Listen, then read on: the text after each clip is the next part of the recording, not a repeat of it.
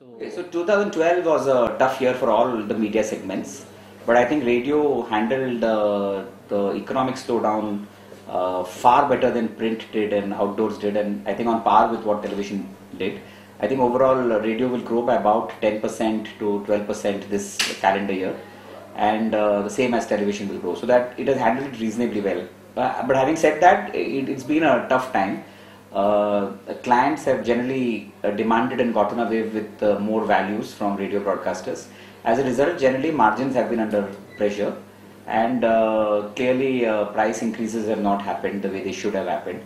And this is probably the only sector in the entire economy which is actually in deflation while there is such a high inflation in the rest of the economy. So this is 2012 has been a pretty tough year overall.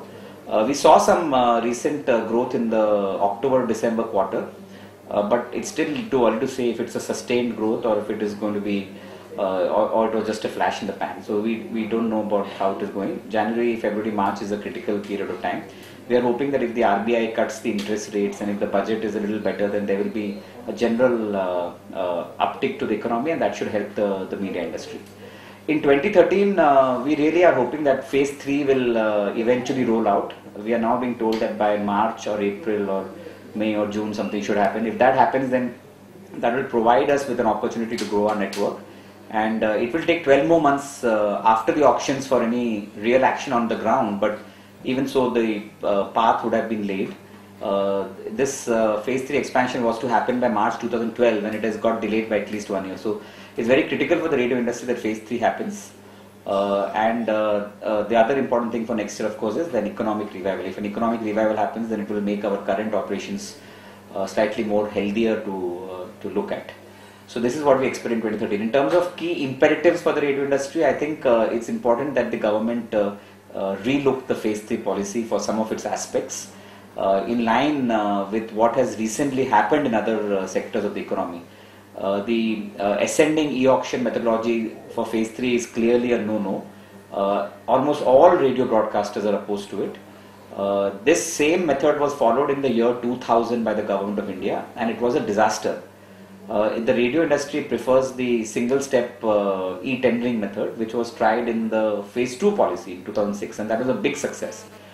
We believe that single-step auctions will will sell licenses at different prices, and as a result of that, there will be programming diversity which will be possible in the market.